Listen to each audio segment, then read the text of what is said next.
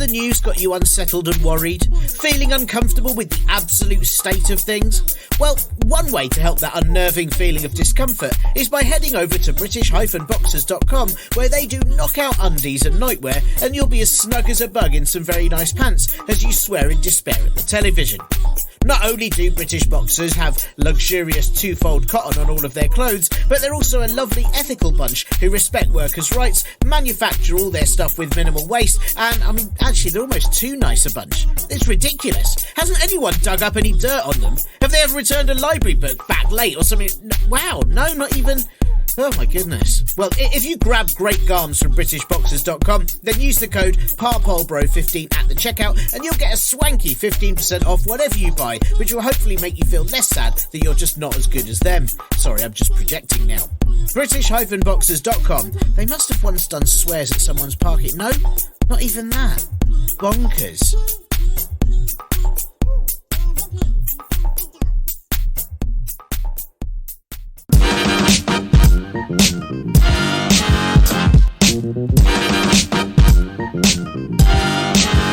Hello and welcome to the Partly Political Broadcast, the comedy politics podcast that can't be infiltrated by spies as its content is already mostly hack. I'm Tiernan Douieb, and as the Conservatives blame the fire attack on a migrant centre in Dover on people's frustrations with refugees, does that mean it's a suitable form of protest? Because, wow, people are really pissed off at the government. It's a very common trope in stories that the friend or aide that helped you along the way is actually, shock and horror, big twist times, the enemy all along. In a clever, well-written story, the character's true evil intentions would be masked, with the occasional clue pointing you to the direction of who they actually are. But unfortunately, the long-running series that is the UK seems to be written by people who'd get fired from Hollyoaks for having all the subtle narrative ability of a foghorn with a typewriter. In many ways, it's been like a Columbo episode, where at the beginning we saw it was the Conservative government who were the biggest threats to the country, and then within weeks everyone was convinced it was someone else entirely. No, it's not the government who have vampired the country dry of its funds and public services. It's definitely this boat full of people who have zero belongings and a ton of undiagnosed PTSD, so make sure they go into a home that's basically a human filing cabinet. Yes, they probably should be attacked for daring to assume this country was in any way friendly, and God forbid what might become of us if they contribute to society as they'd like to, rather than patriotically use it for personal profit as the world burns.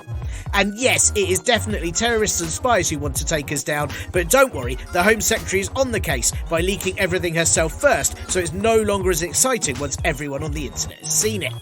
Are we even a target for violent political hijackers anymore, or would they land on our shores with their supposed devious plans and think, oh shit, no, the Conservatives have done that already? There's nothing left for us here, everyone, let's go home. Perhaps I'm being naive, and this is the way that the Conservative government protect us. We can't be attacked if there's nothing left to attack, we can't suffer from high bills if we're all homeless, the NHS won't struggle if it isn't there anymore, and there's no need to prevent climate change if they speed it up so much we can't reverse it anyway. Phew, I am so glad we're in safe hands. Oh no, sorry, those hands appear to be waving goodbye at us. Is the Home Secretary an uncredited extra in A Bug's Life, Suella Braverman, a villain, with her surname like a poorly thought-through Marvel character? Or is she simply being the best Home Secretary possible by giving intelligence agencies extra work and therefore keeping them on their toes? It is tricky to say, except it isn't, because she's clearly an idiot and a terrible idiot. Suella Braverman was rehired in her job just 6 days after she was forced to resign from being Home Secretary for leaking market-sensitive information, and I don't just mean which fruit and veg is going to be £2 for £1 on Saturday. That was all under temporary Prime Minister and not the sharpest knife in the drawer, or in fact a knife at all, but a very confused child's spoon, Liz Truss, just before her own resignation. And Braverman then said she'd made an honest mistake by sharing an official document from her personal email address to a colleague in Parliament, which is a breach of the ministerial code. It was just a mistake, right? A one-off. Maybe she was known as Leaky Sue by Whitehall staff because every time someone asks Suella Braverman an even vaguely difficult question, she pisses her pants. But anyway, who cares, right? Who hasn't breached ministerial code in these last few years? Only real swats uphold an air of responsibility when being in charge of the country, am I right? I'm pretty sure the ministerial code is only there to single out how the losers that follow it aren't fit for governance anyway, as there's no chance they'd prorogue Parliament unlawfully, fail to declare loads of suspicious donations, or try to let their friends off dodgy lobbying. And what's the fun in that? Jesus, may as well get a job at the boring shop, you dull faces. Luckily for Suella Braverman, when the latest edition of the worst Prime Minister and star of Flushed Away Rishi Sunak was the only person they had left for the job, he must have realised she was just trying to copy all the other Tory MPs, and that's why he got her back in the cabinet after less than a week. Sadly, it wasn't just because after 6 days of having to deal with paper bag animated by a weak fart, Grant Shapps, that almost anyone would seem better to do it, even the last fucking awful Home Secretary. No, Braverman was one of the many cabinet decisions Sunak made after he announced that he was going to fix his predecessor's mistakes, but then a few hours later just rehired them all instead. Not only did Suet Ball Therese Kofi go from Health Secretary to Environment Secretary, meaning she could now endanger the life of the planet as well as people, but reconstruction of an early human who died trying to pet a rhino, James Cleverly, is somehow still Foreign Secretary, probably on account of everything being foreign to someone as stupid as him. But to cement these shitwads into the foundation of a supposedly new government made up of all the same people as the last two, in the same way that if you take 2 out-of-date ready meals and mix them together, it's technically a new meal that will still make you sick, Rishi Sunak also brought back the only politician to have his own cellophane wrapping, Dominic Raab. He is Justice Secretary again, because he knows all the things wrong with the legal sector on account of causing them when he was last in the job. Then, if a bollard was brought to life, Oliver Dowden, he's been brought back, presumably because otherwise he'd just be at home gurning and trying to eat his own shoes. I'm sorry I ran over your cat for a face. Michael Gove is back as Housing Secretary, and he promises he'll finish off the job of levelling up, which sounds more like an assassination threat than a promise. And as well as hordes of other arseholes, worst ever Education Secretary, National Security Threat and zombie donkey Gavin Williamson has been made Minister without portfolio. You know, so he can attend all the cabinet meetings and leak any details Suella Braverman hasn't managed to yet. The Home Secretary got to come back just 6 days after being fired because, as Rishi Sunak said, everyone makes mistakes and deserves a second chance, right? Everyone. Well, you know, unless you're on benefits, obviously, but apart from them, and refugees, and people convicted of minor offences. But other than those very, very few exceptions, if you are a Conservative MP, which, hey, aren't most of us really, then, you know, it doesn't hurt anyone to just let him have another go. I mean, apart from all the people who did get hurt by being put into an unsafe processing centre that Braverman ignored calls about. The Manston Immigration Centre in Kent is only meant to hold between 1,000 to 1,600 people, but the Home Secretary had about 4,000 crammed in there. And then what better way to help these poor people acclimatise to the UK, quite like horrible, uncomfortable living conditions, endless disease, and a feeling that the authorities mainly wish you were dead. All they need now are some tips on how umbrellas are generally pointless, and they're basically British. And then, of course, you got these lovely people like the man in Kent who threw petrol bombs at one of the facilities in Dover, who's not a terrorist, not according to the police or the government, and so we can only assume he, too, was trying to make all those asylum seekers who've suffered from horrific violence and war crimes feel a little bit more at home by continuing the atmosphere of fear. He was a lone wolf, even though wolves work in packs, and as Tory MP and who might present the one show if it happened in hell, Natalie Elphicke, said that tensions have been high because people are sick of illegal immigration. Yes, well, I suppose it's very hard for her to campaign for safe routes so that refugees can get here legally when she's too busy defending sex offenders and breaching the ministerial code. Another one, she did it as well. But remember, it's definitely the war victims who are making things worse for us and not her now ex-husband going around assaulting people so that she could get a job. Natalie Elphicke said she was shocked to hear it had happened in her constituency, despite her article in the Daily Mail earlier that day saying what a threat to the country refugees are. It's amazing she hasn't been hospitalised by a swing that she pushed, expecting it to just hover in the air afterwards forever. According to Border Force officials, the big issue is that our massively broken immigration system is a huge draw to people who have no choice but to escape their homes in order to stay alive, because it means it can take 6 to 8 years for them to get processed. I mean, what better tourist advert for Britain, right? Have you barely avoided the Taliban even though your family didn't? Well, risk your life on a dinghy to the UK and we'll make it all okay by shoving you next to 4,000 other people in some inadequate disease-ridden housing for nearly a decade. It's like Centre Parks if it was run by an authoritarian regime, which you know all about, right? So you'll feel right at home. There are free petrol bombings every Saturday followed by a disco. When addressing Parliament about overcrowding at Manston, Braverman said the immigration system is broken, and when she became Home Secretary, she was shocked at how much money is being spent on asylum hotels, which shows just how little attention she's paid to any of the votes she took that approved of it. Braverman insisted she never blocked hotels, which probably means she did all her hugest shits elsewhere. She also warned there's an invasion on our southern coast, which is just stoking fears, horrific language, but it probably also means the Home Secretary is terrified because some children in a boat could easily do her job far better than she could. But apart from all those poor people who are actually getting hurt due to a really, really horrendous immigration system that Suella Braverman is in charge of, who is Braverman's total inability to do her job and dreams that you'd usually only see explained to a psychiatrist by a serial killer before they escaped in a film hurting? Who is it hurting? Exactly. Honestly, you and your picky bloody facts, I can tell what kind of a person you are, right life and soul of the party. It turns out Braverman, who it's worth saying again is in charge of national security as Home Secretary, only sent 6 work emails from her personal email account. But she says none of them contained any secrets, and that can no doubt be confirmed by the people she sent them to, and the 5 friends they sent them to, and the 5 friends they sent them to.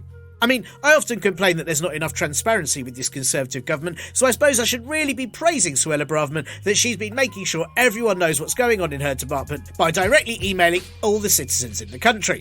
And that's why she's getting to keep her job, well, at least until later in the week when she'll no doubt email her resignation letter to several members of the North Korean government by accident first. Maybe it's just best to have the biggest threat to the country right there in the Home Office where all the staff can monitor her whereabouts at all times.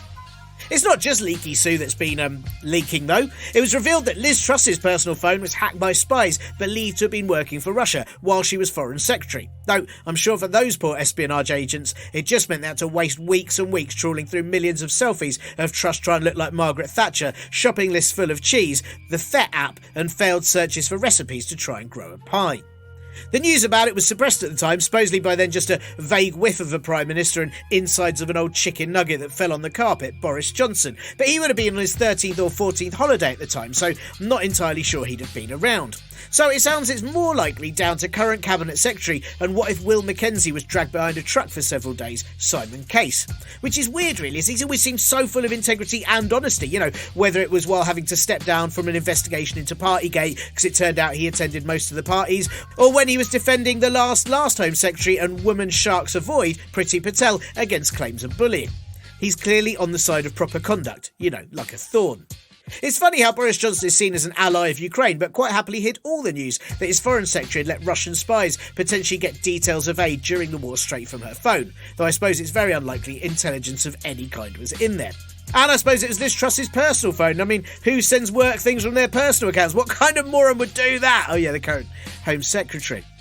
Maybe there's just no need for national security when the UN Climate Council has said if we don't reverse the present trend, we will be doomed, which is the excuse I'm going to use for not buying anyone Christmas presents. The UN have actually said that phrase about our climate situation quite a lot of times now, but it turns out being doomed is still preferable to many people than actually having to keep living through this shit state of affairs. Maybe it's that dodging a tsunami would bring the sort of excitement in life they don't usually get trawling through Netflix for hours to be enlightened by the existence of shows they think sound truly awful. I'm not really sure. But it doesn't help that with the COP27 conference at the end of the week, neither the UK's monarch nor Prime Minister are attending. For the King and real-time erosion cam, Charles, he was told not to go by Liz Truss, and as we know, she's still got all the authority, so instead he's hosting his own reception with business leaders, politicians and campaigners, which is going to take the fight against climate change by meaning all of them will have to take 2 flights now to the UK and then Egypt. And Rishi Sunak isn't attending COP27 because he has pressing domestic commitments, you know, like working out which of his 12 homes they've left the family dog in. Some of his campaign donations to become leader were from donors with links to fossil fuel companies, but maybe that's just because when he said his government would protect the most vulnerable, he meant the energy sources that were becoming extinct. It's very clear whose side Sunak is on in this scary fight, or why else would he put Therese Coffey in DEFRA, a woman who's always going to side with fossil fuels because she's 99% made of them.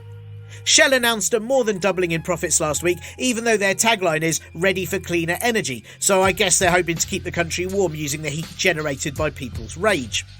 The company have actually asked for a windfall tax, but the Prime Minister apparently put one in already as Chancellor, which he didn't, and it doesn't really work. So what the government say their plan now is to give incentives to companies like Shell. I'm not really sure to do what, but at the moment it just looks like they're going to let enough people die from the cold because they can't afford their heating, and then in several million years they can be dug up and used as fossil fuel too, so maybe it's a future investment. But Sunak put tackling climate change as part of his weirdly robotic speech, you know, like Siri had gone rogue, and he's brought back the ban on fracking, and that's because there's still no evidence that it's not dangerous, whereas there's tons of evidence Suella Braverman and Gavin Williamson are dangerous, so you know they were qualified to return.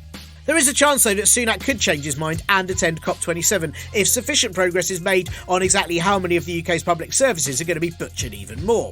Councils have been told to make more cuts already, with several stopping free meal vouchers for kids during holiday time, and there's been no commitment on the government keeping the triple lock pension either. So who exactly does Rishi Sunak think is the most vulnerable that need protecting? Or as a multi-millionaire, does he just mean all of those with not quite as much cash as him, and he's now going to spend his days trying to raise money for the monarchy?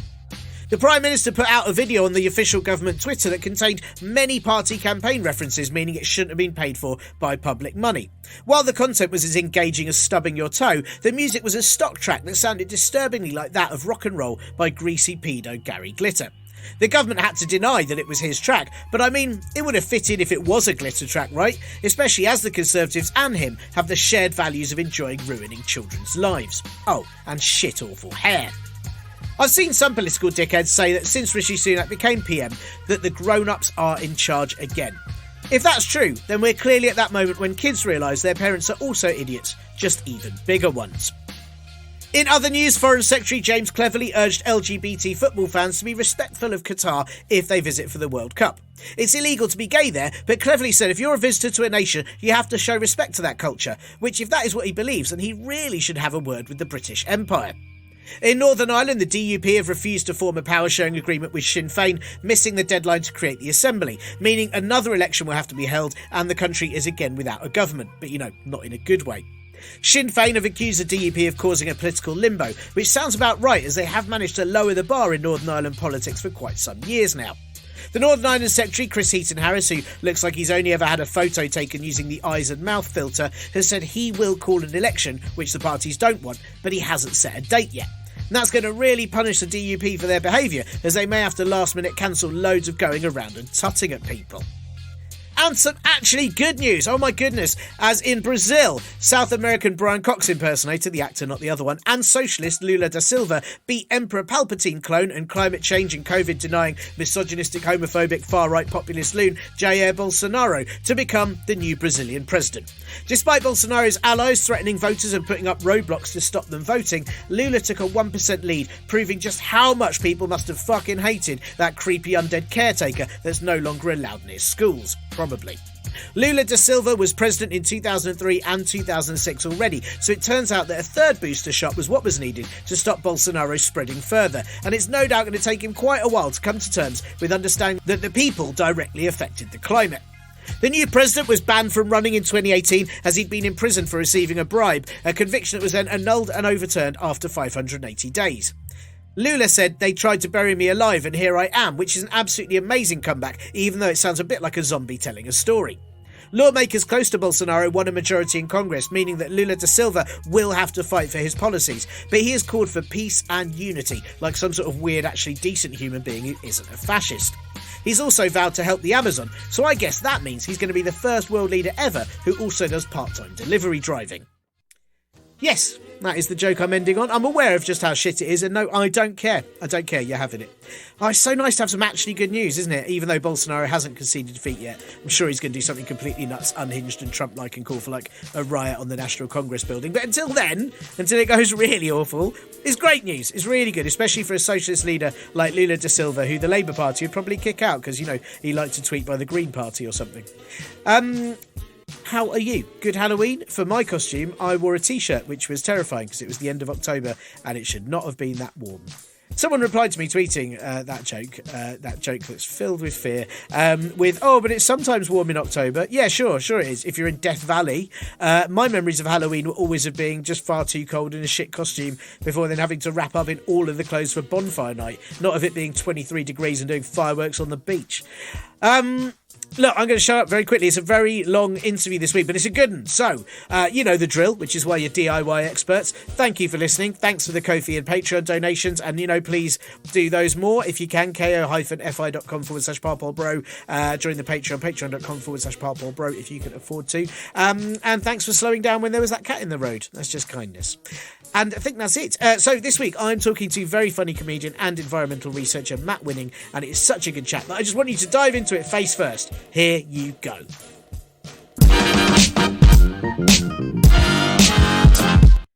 Isn't it irritating, all these protesters who just keep throwing soup at paintings or blocking roads, all because they don't want the planet to die and humanity to become extinct? I mean, haven't they seen the last few years or ever logged onto social media?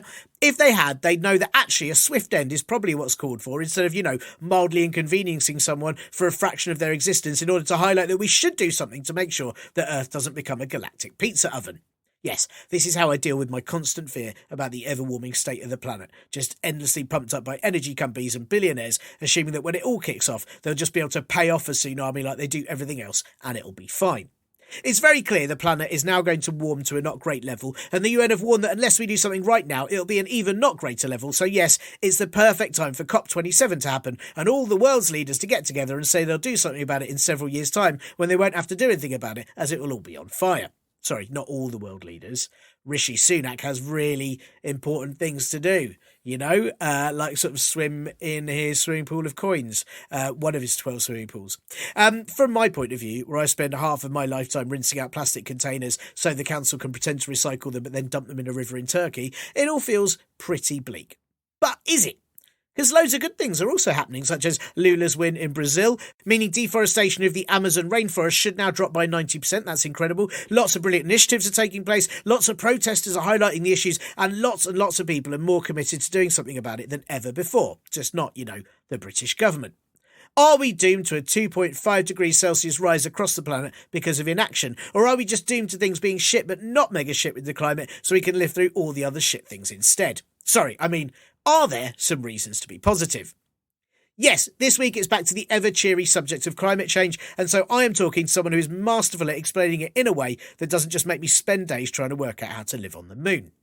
Dr. Matt Winning is an environmental researcher and also a comedian who manages to be funny about the planetary crisis that we face. No, I have no idea how either, but he is very, very good at it.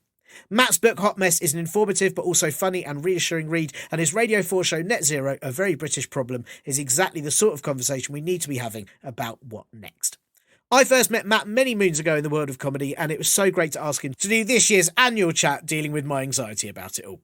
It is a long talk because there is a lot to talk about, and it was recorded 2 weeks ago, but I don't think anything he talked about is now out of date at all, upsettingly. Also, at the beginning of every time Matt starts talking, the sound goes a little bit funny for like a sentence, and then it fixes itself. I don't know why it does that. Please don't ask me. Please don't write in. Stop it. And Matt also had a bit of a cold, and I think I've edited out all his coughs, but I may have missed a few. Anyway, I'm very pleased to have got this chat, and I hope you find it as enlightening as I did. Here is Matt. Hit record again. Let's do it. And if you suddenly sound like you disappear, we'll have to. There we go. How's that now? Lovely, excellent. Right. In which case, let's give it a go. Matt, I've got to prefix this conversation by feeling like every time I have a chat with someone about climate change, I just mainly want to go, why aren't we just stopping doing all of the things that are making it happen? Because I find it, I can't fathom why we're not just sorting this out. But I'll start by, it feels to me that a lot of the world has woken up to the dangers of climate change. And I'm saying, I'm generalising here. We're not talking about Jacob Rees-Mogg or most of America, but the rest of the world. And obviously we've had a lot of terrifying weather events that have taken place, which make it quite sort of stark and real.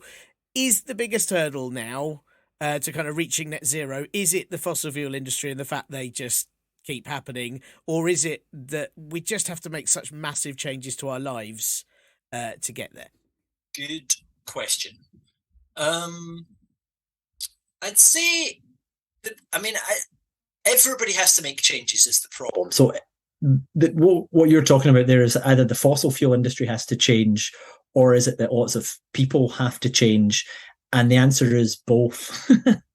And so, well, but is there? So, it was more which one's the biggest hurdle? I think that I don't know.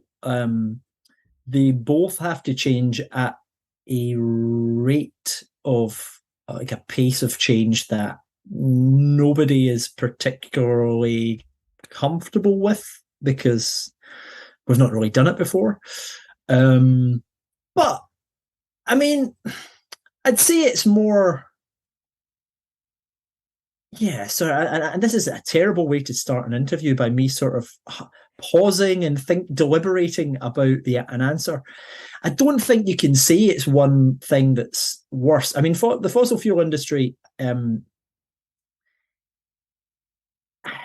is the supply side, right? And everyone else in the entire world, from everybody's gran to the plastic Lego toy. Well, it depends. Lego, I think, have stopped making it out of oil, but everything in the world that everyone does is consuming fossil fuels. So, is it whose responsibility is that to sort out? And really, it's sort of kind of everybody's, because it requires everyone to be on board with the change, or at least enough to be on board with the change for every side to kind of start doing their bit. And everybody always points at someone else is the problem. And that's why this has taken so long to sort out. Because, government says, well, the people don't want it, so we're not going to do it. And the people go, it should be the governments and the companies that are doing it, so they need to get their fingers out. And then the companies go, well, there's no demand from people for doing it, and governments need to tell us what to do. And there's just this sort of circle jerk of people not, wanting to take responsibility and to act. And really, what actually has to happen is all of society, governments, companies, especially fossil fuel companies, all need to take responsibility and put in place some sort of plan of change. And I think it's all easier to do that if you are a multi-billion-dollar industry than it is if you are someone living in a council house in the UK. So, the onus should be on those who have the means and the ability to change first. And that goes for countries as well. It needs to be the richer countries that are able to do this, that have invested in technologies and stuff, that need to move first and kind of take responsibility. So yeah, it's really a sort of responsibility question, I think. And what's standing in the way of that? I don't know. Human nature, vested interests, money, systems, and also I think a sort of negativity around change rather than a positivity around it that needs to come across more, because it is an opportunity.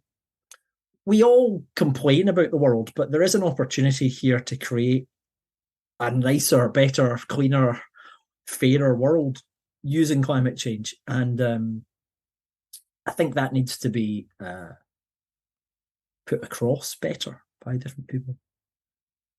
So I suppose it's that thing of I'm very much thinking, and we'll talk a bit more about the energy crisis later, but that this winter I would love to use less energy. That's something I would like to do anyway, really, because I'm aware of how bad it is. But when it's at the expense of being absolutely freezing, and you've got a kid and you can't really have the heating, and when you're sort of forced into it, it's not how you want to be doing it. And all these things need to be facilitated. If there was an easy change to it being renewable, because it'd be facilitated by the government, by big companies that have changed their ways, that's easy. And in the same way, people are worried about losing jobs because they work in those industries. If there was another job to go to, they're not so desperate to the previous job that they wouldn't go to a nicer one that's better for the planet. But I suppose it all has to be, we need those companies, those governments to facilitate it for us. And that's the idea of a transition. And that's the idea that's been put forward by our groups and sort of language used in the climate movement and stuff about a just transition.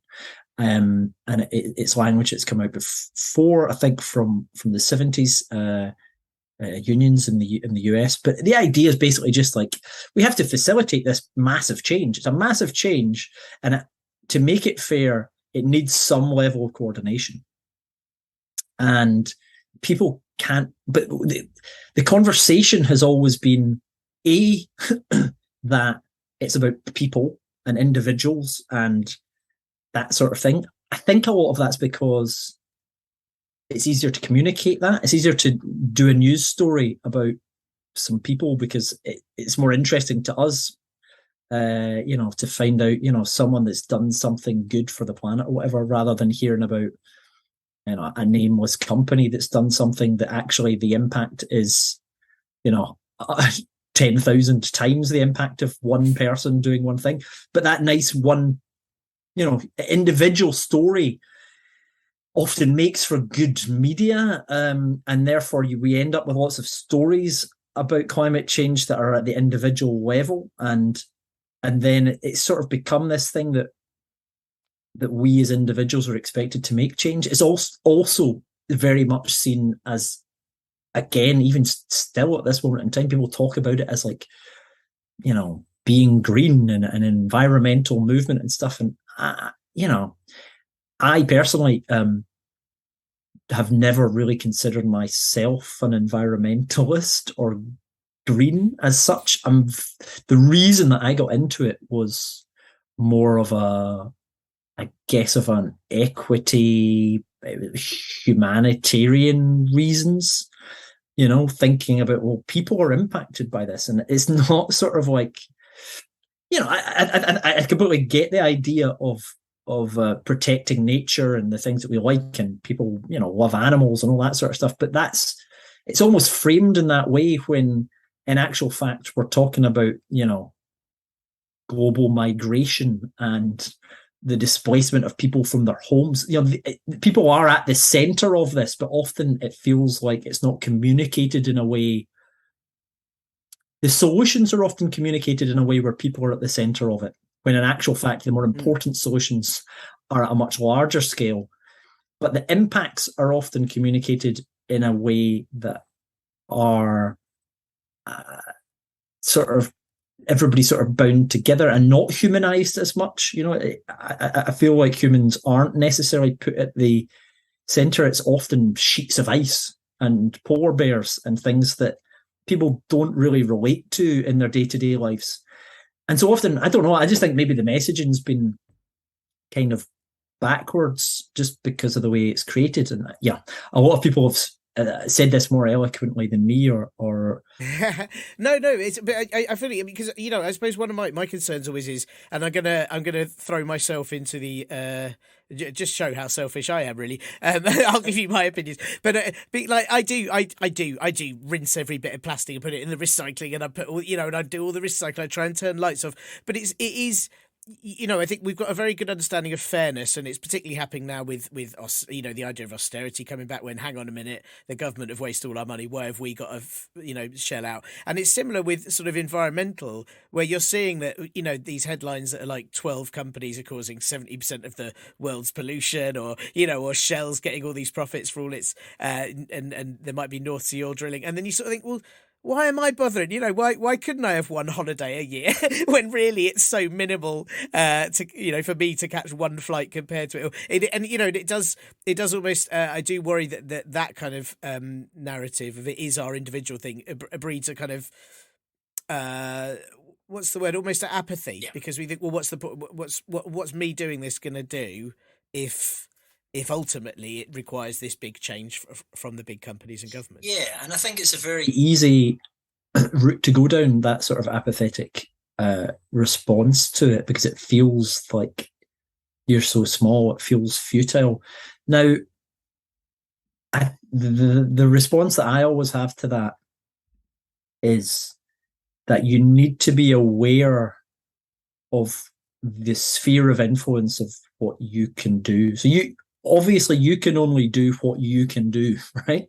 So you can't, stay awake all night worrying about what the decisions of, CEOs are necessarily going to make, because you can't directly influence that unless you decide you want to play the long game and get into the fossil fuel industry very early and work in that to disrupt it, or become a sleeper cell. I don't know.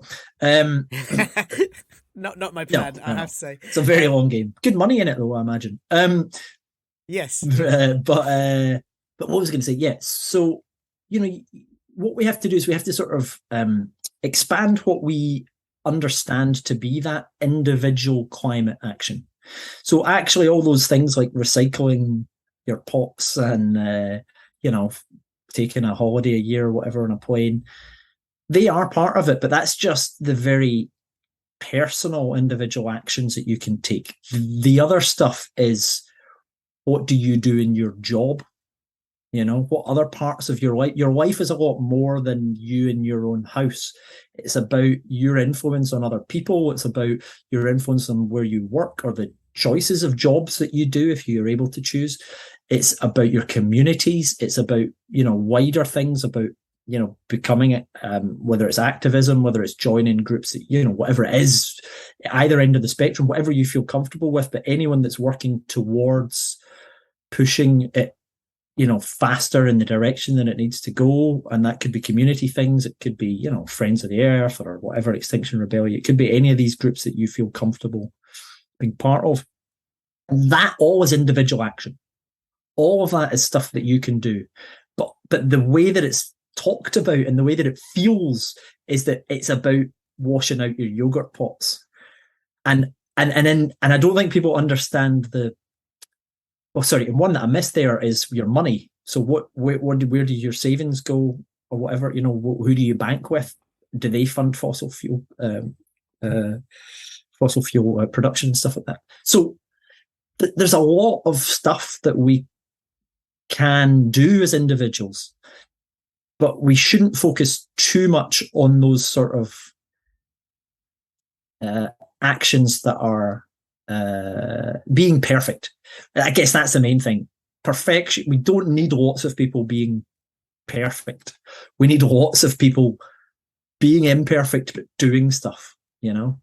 That's what we need. And so by all means, keep doing the things that you want to do. But I think get an understanding of the scales of different things that you can do. So the big ones, really, at an individual level, are flying, driving, and what you eat.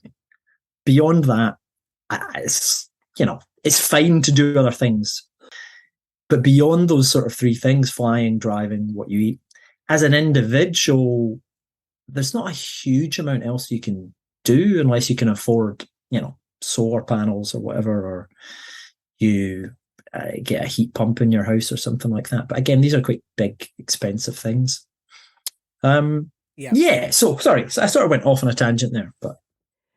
No, but it's good. It's interesting. I think it's a really important thing to say that you're right.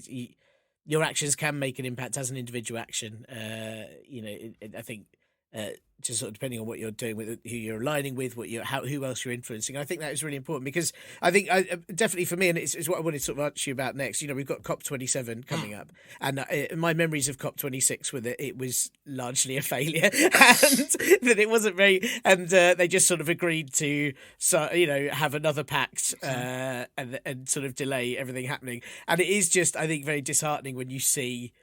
All right, but I'm doing these things, and you are not, and you are the people who could be. And I wondered, sort of, with COP27 taking place, am I being unfair to COP26? And is COP27 looking like it might be more positive or more progressive or anything at all?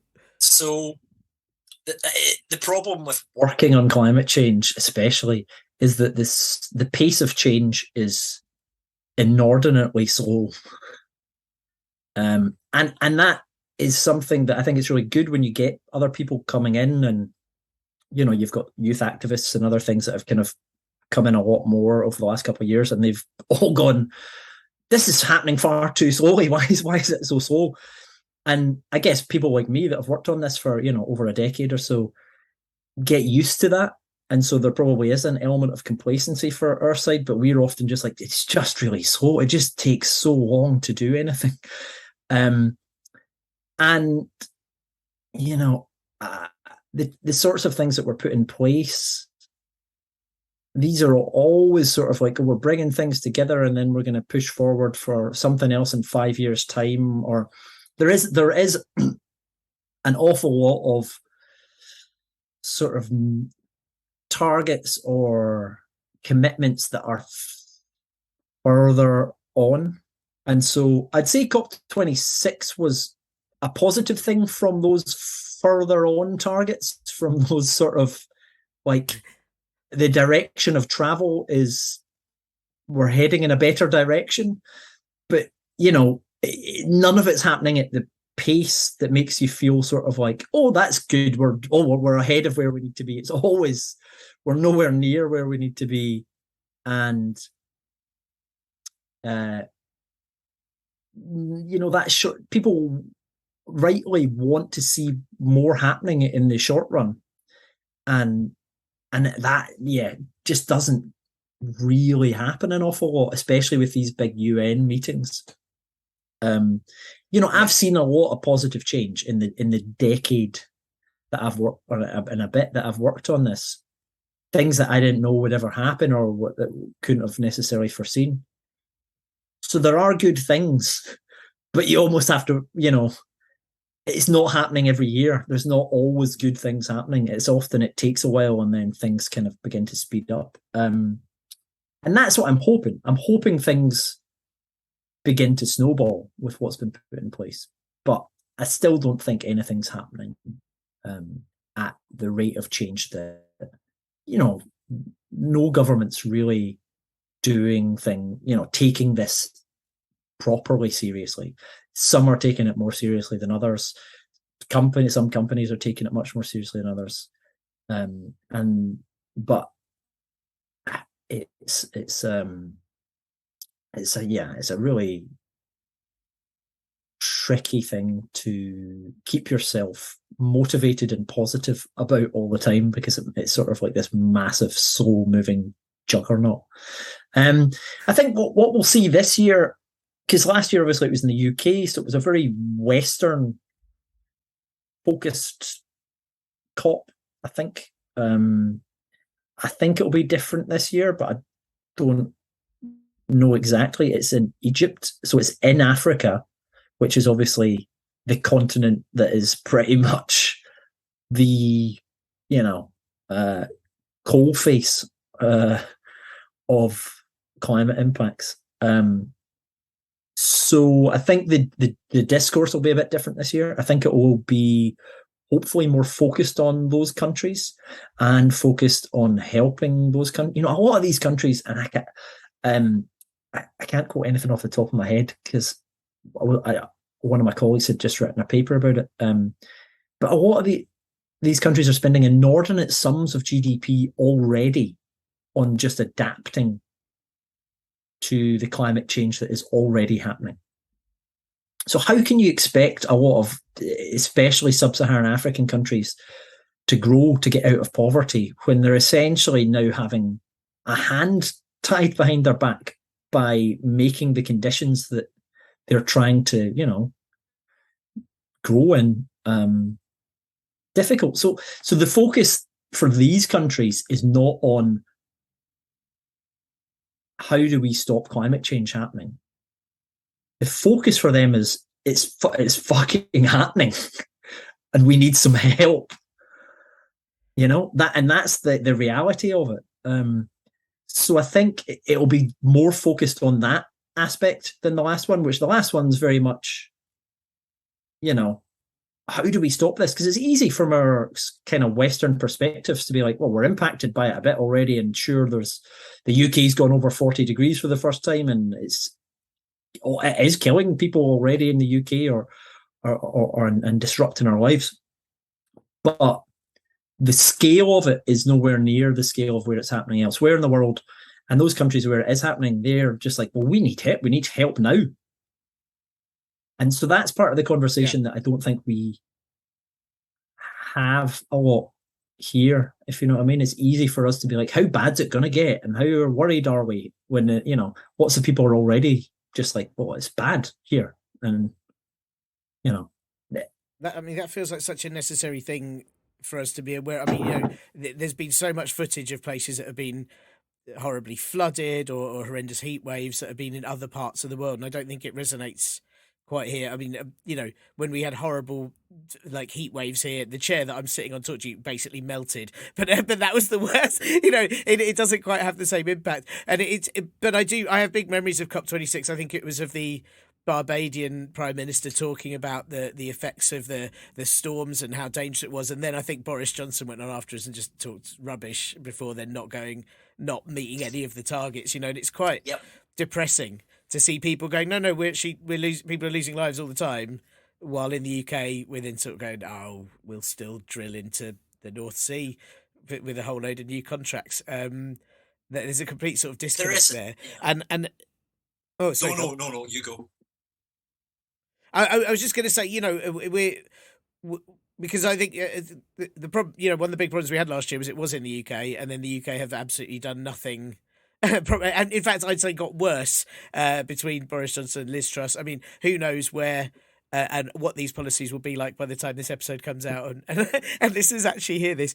But at the moment we've got new contracts for North Sea oil. There's proposals for fracking again, which I know there's big opposition to. So whether or not it happens, we'll see. But how damaging? Obviously, all of those things are very, very damaging to the environment. But how damaging are they to the movement to tackle climate change? Because, as I said, we held the COP26 last year, and we're supposedly in tune with all these other countries in the world where they're seeing the effects of this. But in reality, none of our actions are going along with what we're talking about. Yeah, absolutely. It's the UK's made progress, mostly down to luck, but we have made progress. Governments will like to take responsibility, and there's been good things. The UK government brought in, I think, contracts for difference, which has really helped, like a policy that helped with offshore wind in the UK, which has been really positive. So genuinely, there's kudos there for helping with that. At the same time,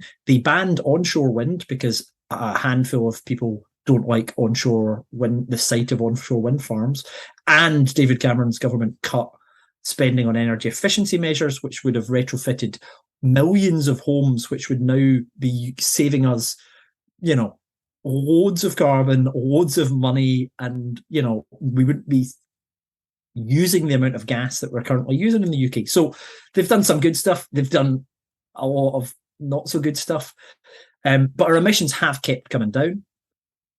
And we've kind of got to a place where at the end, as you say, it was supposed to be 2020, it then went into 2021 for COP26. And the UK could genuinely say, we're not perfect and there's a lot to be done, but we are, leading the way in a sort on mitigating climate change.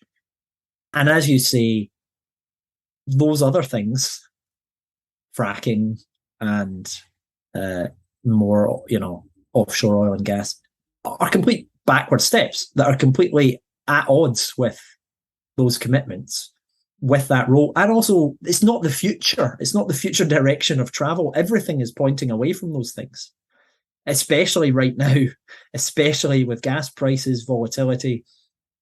Doesn't make any sense whatsoever. So from a market perspective, it doesn't make sense. And from a climate perspective, it doesn't make sense. And from our role as a leader, all the hard work we've done, it potentially does undermine that. It potentially says, we don't actually care about this. It really is quite baffling, given the resources that we have, given the potential to kind of move away properly from oil and gas in the UK, and to show that it's possible.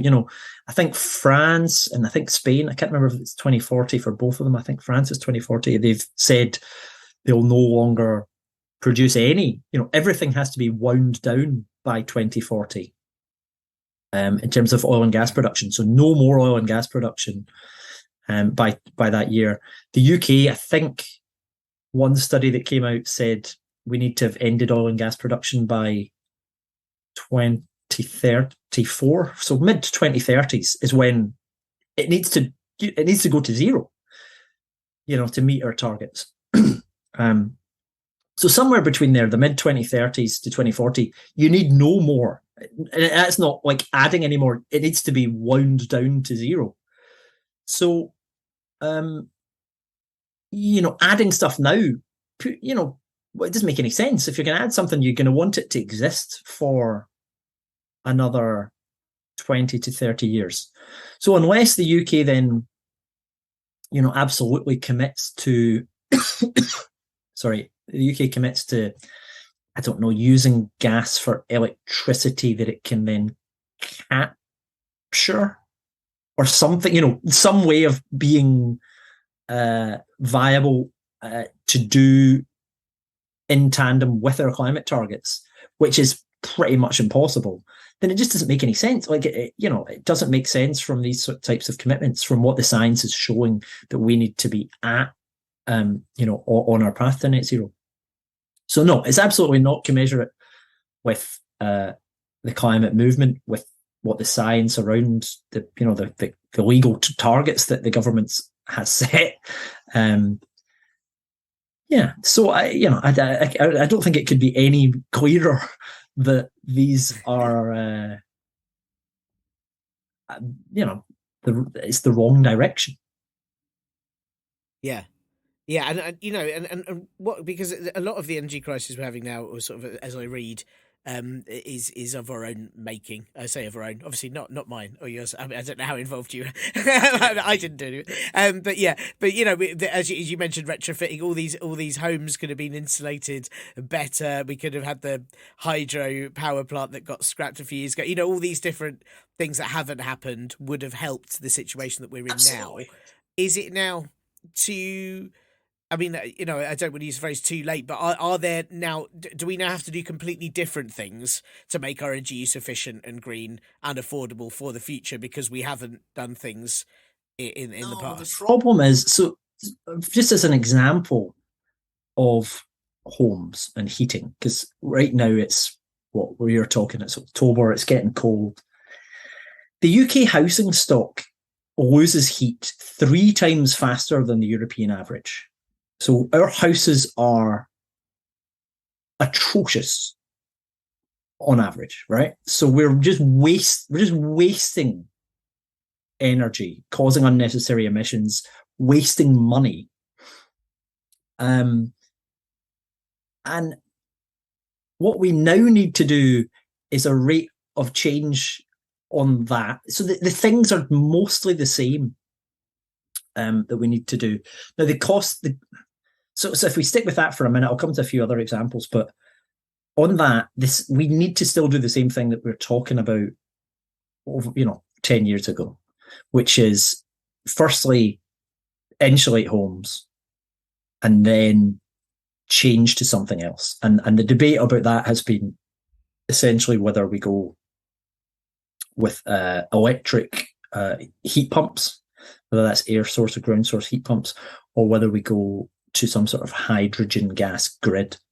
Now, it looks like certainly all the science pretty much tells us that the most efficient way to go is to go with the heat pumps, which means you have to rip out everybody's boilers around the country and replace them with these other things, right? Which run off of electricity, which can then be green because you just get more renewables to electrify everything. So basically, our heating becomes electric, our cars become electric, and our electricity stays electric. It just has to increase a lot and become much more, greener, essentially.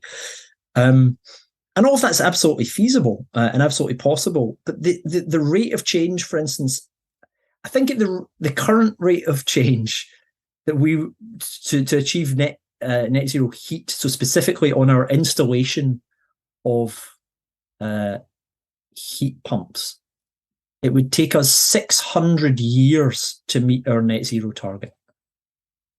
Wow. And we need to do it in 28. So the rate is nowhere near commensurate with that, especially because it's so far behind. So at least with wind and and solar and stuff, there has been a build up that we're now producing quite a lot of that in the UK for electricity needs. But we needed to start this other stuff in our homes a long time ago just to make the rate of change a lot more feasible. And now we just don't have the skills really there. That's a massive, what would you call it, roadblock, or, what's the word for when you're trying to squeeze through a point? I can't remember.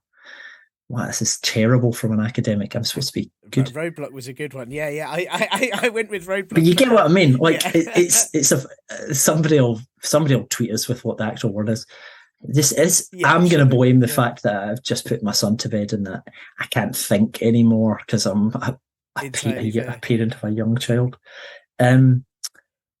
So essentially, we need lots of people. We need to be ripping out, tens of thousands of boilers a week and replacing them with heat pumps. And we're not doing that. And there's not the people to do that. And it's not set up to do that. So I don't know how it's going to happen in certain areas. I think it's a lot easier to see how that will happen with heavy industry, for instance. So I think the direction of how we produce steel, for instance, is going to change in the UK, globally and in the UK.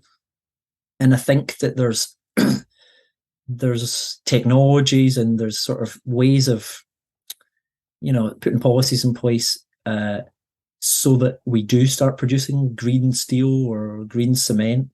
And I think that, but that does need quite a bit of policy help. I think on the vehicles, with transport, electric vehicles will almost happen roughly by itself, and it'll actually be a lot cheaper for people to run those, in a decade or so, and much, much greener.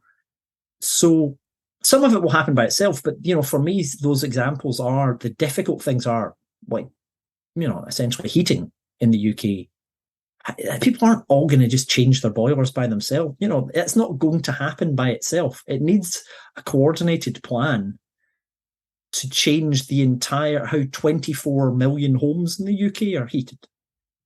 And that's not really there yet. And, and food to some extent is the same. And agriculture needs a plan. It needs a plan because it won't happen by itself. But some things, the good news is that some things will happen by themselves, like renewables becoming so cheap that essentially they just become the standard technology, or electric vehicles becoming, cheaper and better. They become the standard tech. That's so some of it will happen, and that's great. And, it's needed some government interventions to speed them up. Then we can always make that faster if we want. But some things just otherwise, aren't going to happen unless there's sort of a much more coordinated approach to it. Yeah, I one of the things that always sort of baffles me is, were there a coordinated approach, the amount of jobs that would create for fitting new, fitting in electric heat pumps. It's so that you'd get the whole economy kicks up. There's a whole financial side that makes sense to it. It's an investment. So you invest in these things, and I think the estimates are something like maybe 300 to 400,000 jobs. Yeah, that's bonkers. So it's enormous, but you have to commit to it. And the problem is that you need the commitment, and you need the upfront investment. And it's not a cost, because all of this pays back, because you do something that improves all of our lives in the long run. But you just need to, and that's the difficulty just now. There's always something else happening. COVID happened, so, it's fine. We're just going to borrow for that, because that's an emergency that we had to borrow for. But the costs of solving climate change, I can't remember. In fact, it's in the Radio 4 show. So in the last episode of the Radio 4 show, I made sure I got that stat in there. I can't remember off the top of my head. But the amount that climate change, I think it's the amount that climate change, achieving net zero in the UK would cost for investment-wise, will be less over 30 years than COVID was over 2 years. Yeah. So that investment, the money that you have to spend up front is going to be, less over 30 years than COVID, what we had to spend on COVID over 2 years. And it is an emergency, in the same way that COVID is an emergency, but it's just not treated as such. It's not because of the way that the problem exists, in that it's much more, it's not happening right now. We can't see it. We're not necessarily getting out for it. It just sort of feels like it's permeating in the background of our lives all the time, slowly getting worse. It's that boiling frog thing. Yeah. Anyway. Yeah, and that thing as well of just climate change will cost so much. But you see all the footage of places being flooded or destroyed by tornadoes. That is an unbelievable cost that people have to do. To So any investment that offsets that is surely money saving. And not that that's, I always sort of feel sad that that's what you have to look at, but thinking about how the people in charge do. That's it. And as you see, yes, I mean, I think the OBR, that's we're talking about the same OBR that's we're dealing with the budgets and stuff coming out at the moment. They've already come out and said it would cost much less to solve this than it will to do nothing. To do nothing. It's the scales are nowhere near comparable, but it still gets kind of made. It comes across in the media. It comes across that it's going to be too much. It's going to cost too much or whatever, and it's not. It's not. It only looks like big numbers because you're comparing it to doing nothing and the world staying the same. Yeah, that is not at all the case. Yeah. Anyway. I've raised next question I wanted to ask you is quite a big question, so I'm aware that you can just sort of deal with this how you like. But one of my concerns and one of the things I keep reading about is how we are, we're very focused on energy measures right now, which is massively important and sort of I understand one of the biggest sort of polluting factors. But are we focusing too much on that element of climate change when there's also sort of animal extinction, deforestation, plastics? Are those being ignored because we're focusing on too much of one area of climate change? I understand they're all inextricably, linked, but is there a concern that we're kind of focusing on one area too much? Yeah, I mean, you definitely have to keep all things in mind. But there's always someone working on one thing. Plastic definitely became something that people became much more aware of a few years ago, and it's very easy to remember plastic stuff because you see plastic pollution, or it's something that's a lot more visual to us than climate change. But yeah, elements of deforestation absolutely is massive. Animal agriculture contributes an awful lot. I think in total it's something like a quarter of global emissions, but I think maybe 10% of that is actually the energy for it. So you're talking about maybe 16% or something. I can't remember the exact number, but agriculture is pretty massive, and everything needs to be dealt with. But I would say on the whole, it is energy. It is the main thing. Most of global emissions come from how we use how we produce energy, and the amount of energy that we use. So we definitely could try to use less energy, and I think that requires people to be quite brave and put in measures that will that will achieve that. I don't know how likely that necessarily always is, but yeah, we absolutely need to. I think the focus on energy is fine, is my answer to your question. Don't worry about it. I think it's fine. I think that's where we need to be focusing. But there are other aspects that we always need to keep in mind. And I think everyone's always got their thing that they think's the most important thing. Someone will reply to everything saying, but what about this? We should really look at that. And I've heard every answer under the sun on that. The answer is all of it. So if you're looking at something, you're not looking in the wrong place. That's good. Well, I think that's good to know. And and the other thing I wanted to ask you, I suppose, is possibly an even bigger question. But how do you feel about where things are heading as someone who as you said, have been working in it and talks about it for over a decade now? Are you more or less positive about the state of the planet you were, say, a year ago? And I just want to sort of add to this.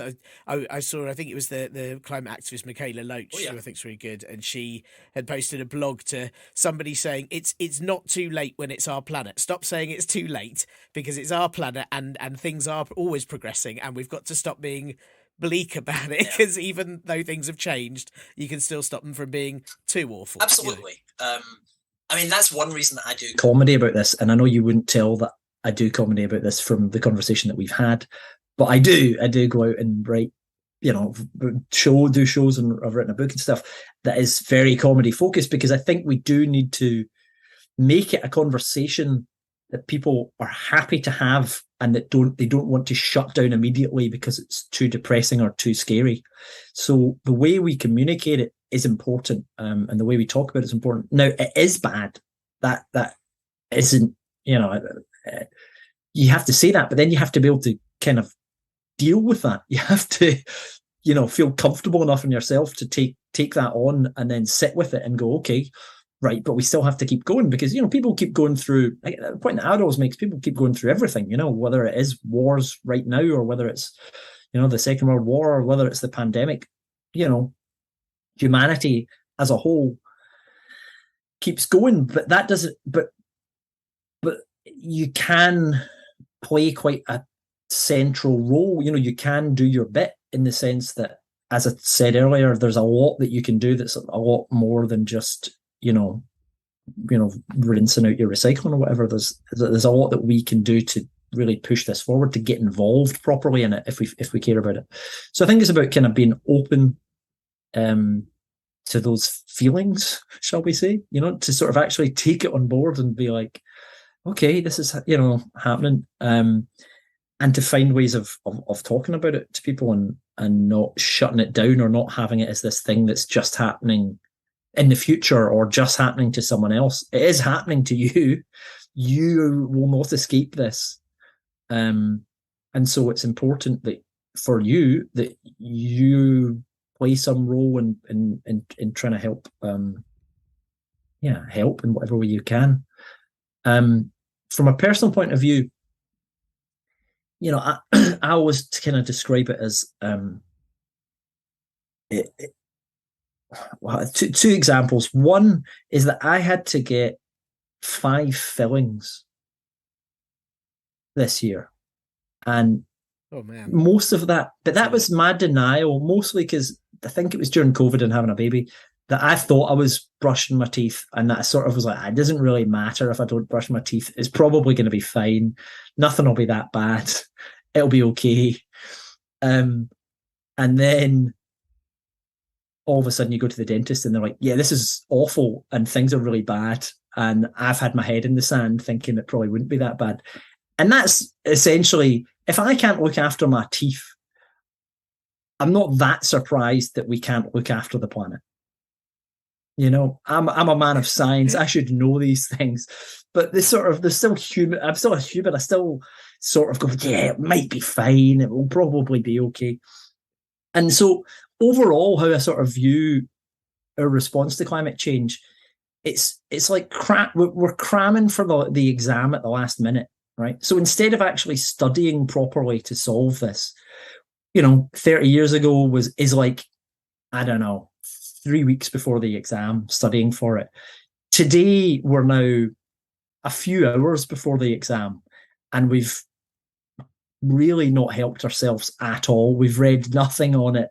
We've barely touched, and we're now just cramming at the last minute, trying to pass. Now, we probably can pass, you know, and pass means it's going to be, it's not good, you know, but is humanity going to go extinct? No, it's not that. It's not that level of like, we fail and everything's doomed, but it's also not going to be good. You know, we're not, it materially affects the rest of our lives. It's an important exam, shall we say. So, you know, that's hopefully, with those two terrible analogies out the way, the best way of describing it is that climate change is not binary. We're neither, there are infinitesimal levels of fucked. And so we're not just completely fucked or everything's fine, because that's what everyone basically has in their heads. They always want to be like, are we fine or are we fucked? And I was like, that is not, neither of those is going to happen. But everything in between that actually matters, is the real stuff that we're talking about, which is, it's going to be pretty bad, but it's also not going to be awful at an aggregate level. For some people, it will be terrible. And so the more we do, the less terrible it will be for individual people. And And it's just keeping that in your head all the time, that all of this does matter. People will always come back to the idea that, as you sort of said earlier, people will often quickly go to, but this is happening, something else is happening, so it doesn't matter. This other thing doesn't matter. What I do doesn't matter. It all matters. It genuinely, everything matters. And so, yes, some things matter more because they're bigger, but it's all important. And so just keep that in your head all the time is how I would always try to advise people on this. It's like everything you do is important, and everything that everybody does on this is important. It's just that some, things are more important than others, but it all reduces suffering. I think it's a good.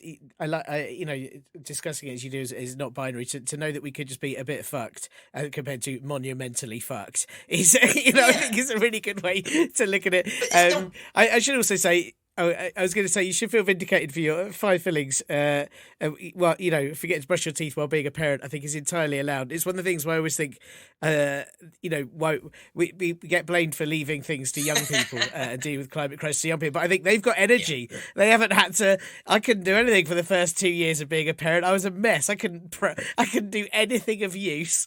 And I think your example is a really good indication of that. This is why young people need to do it, true. Because they can be awake at 10 p.m. at night and do things. We need them to just keep the energy levels up. Yeah, I'm very much at the end of the day going to bed so exhausted you can barely stand up, going, I could spend 2 minutes brushing my teeth, or I could spend 20 seconds brushing my teeth, and then I'll be asleep earlier. And I guess we just need, I don't know, we need everybody to be perked up. We need that good night's rest, and then keep fighting. That's it. But just maybe let new parents not deal with it first. I totally agree. Well, thank you, Matt. Listen, it's been lovely chatting to you.